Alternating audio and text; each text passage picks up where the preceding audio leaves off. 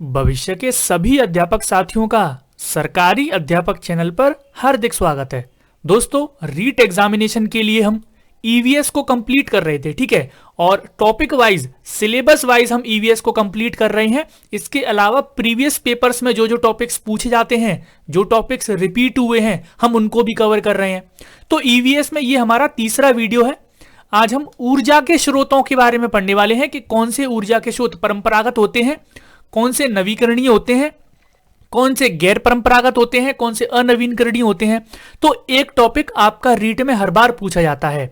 इसके अलावा अगर आप यूपी टेट की तैयारी कर रहे हैं तो ये टॉपिक यूपी टेट में भी पूछा जाता है। तो चलिए इस टॉपिक को अच्छे से समझ लेते हैं। और जितने भी स्टूडेंट नए हैं, सरकारी अध्यापक चैनल आपके लिए ही बनाया गया है। टेट एग्जाम्स की तैयारी करवाई जाती है। चैनल को सब्सक्राइब कर लो, बेल आइकन को ऑल पर सेट कर लो। जिसने अभी तक टेलीग्राम ज्वाइन नहीं किया है वो टेलीग्राम ज्वाइन कर लो। इसके अलावा आपको ईवीएस, हिंदी, सीडीपी वगैरह के नोट्स चाहिए तो ये यहाँ पर नंबर दिया गया है, अगर आप इच्छुक हैं तो ले सकते हैं। वरना इसके अलावा जो कोर्सेज वगैरह हैं वो हम फ्री में करवा देते हैं आपको यूट्यूब पर। चलिए टॉपिक की ओर बढ़ते हैं। सबसे पहला एक टॉपिक समझ लेते हैं, नवीकरणीय या फिर गैर परंपरागत ऊर्जा के स्रोत। अब नवीकरणीय यानी कि नए स्रोत हैं, गैर परंपरागत हैं यानी कि अभी के नहीं है, बहुत पुराने हैं। तो ये बहुत कंफ्यूजन होता है नवीकरणीय और गैर परंपरागत में। बच्चे कंफ्यूज हो जाते हैं कि कौन से नवीकरणीय है और कौन से गैर परंपरागत हैं।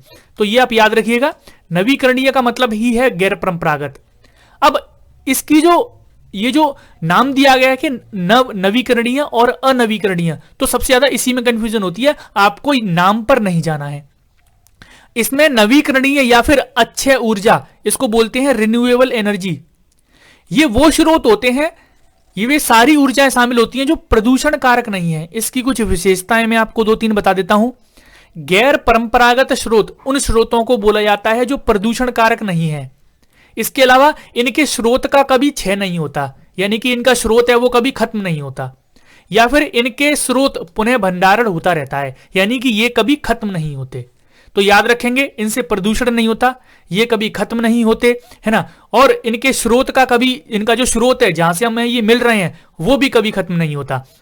अब मैं आपको बता देता हूं, जैसे सौर ऊर्जा, सौर ऊर्जा इसी का उदाहरण है। पवन ऊर्जा, जल विद्युत ऊर्जा। अब देखो, जल विद्युत ऊर्जा है, सौर ऊर्जा है, कभी खत्म होने वाली है सौर ऊर्जा, या फिर कभी प्रदूषण करती है सौर ऊर्जा, या फिर सूरज का जो स्रोत है वो खत्म हो जाएगा, तो कभी खत्म नहीं होगा। इनको बोलते हैं गैर परंपरागत ऊर्जा के स्रोत। ज्वारीय ऊर्जा, बायोमास, जैव ईंधन, ये सारे क्या है, नवीकरणीय ऊर्जा के कुछ उदाहरण हैं।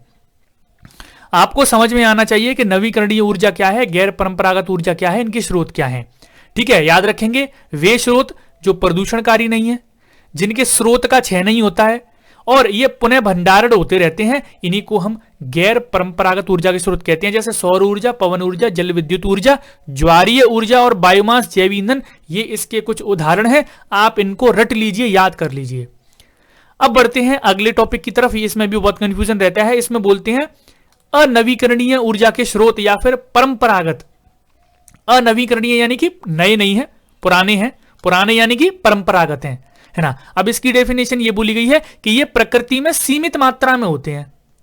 ठीक है, वो क्या है, गैर परंपरागत क्या थे, वो कभी खत्म नहीं होते, ये सीमित मात्रा में है। इसका मतलब क्या है कि ये खत्म हो जाते हैं और इनके नवीकरणीय में बनने में 10 हजारों वर्ष लग जाते हैं और लगभग 10 लाख वर्ष लग जाते हैं इनको बनने में।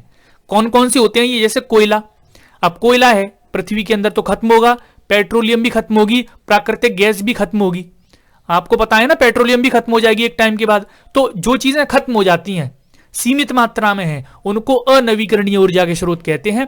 और प्राकृतिक गैसों से एक फैक्ट आपको पता होना चाहिए कि जमीन के अंदर पेट्रोलियम की जो परत होती है उसके ऊपर ये पाई जाती है ना। तो ये भी खत्म होनी है। यदि पूर्ण रूप से इनको बाहर हम निकाल देंगे, यानी कि पूरी पेट्रोलियम को हम अगर बाहर निकाल दें तो इसको फिर दोबारा से बनने में 10 लाख वर्ष चाहिए, है ना। क्या चाहिए, 10 लाख वर्ष। जैसे जो पेट्रोलियम है, आपको पता होगा कि धरती पर प्रलय आई थी और जो डायनासोर वगैरह हैं वो सारे नीचे दब गए थे। अब उनका जो जीवाश्म है उनसे ये सारी चीजें निकल के आ रही हैं, पेट्रोलियम, ये सारी चीजें हमें उनसे मिल रही हैं। तो इन सब को बनने में 10 लाख वर्ष लगते हैं, है ना। तो ये हैं आपके अनवीकरणीय ऊर्जा के स्रोत। अगर पूछ ले कि सबसे उत्तम कौन सा है सबसे प्रयोग करने के लिए सबसे उत्तम स्रोत कौन सा है ऊर्जा का, तो वो है एलपीजी, लिक्विफाइड पेट्रोलियम गैस, जिसका हम यूज करते हैं एलपीजी। ठीक है, ये भी प्रश्न पूछ लिया जाता है कि सबसे उत्तम स्रोत कौन सा है ऊर्जा का, तो वो एलपीजी है इसमें, अनवीकरणीय में। ठीक है, और ये आपका टॉपिक छोटा सा टॉपिक है, केवल 2-4 मिनट का ही टॉपिक है, इससे ज्यादा बड़ा टॉपिक नहीं है। एक प्रश्न पक्का इससे आपके एग्जाम में जरूर आता है, और उम्मीद करता हूं ये वीडियो आपको, ये टॉपिक आपको समझ में आ गया होगा। अगर आपको यहां से कुछ भी नया सीखने को मिल गया है तो इस वीडियो को आप लोग लाइक करेंगे, अपने दोस्तों के साथ इसको शेयर जरूर करेंगे, और मिलते हैं आपसे नेक्स्ट वीडियो में। आज के लिए इतना ही, धन्यवाद।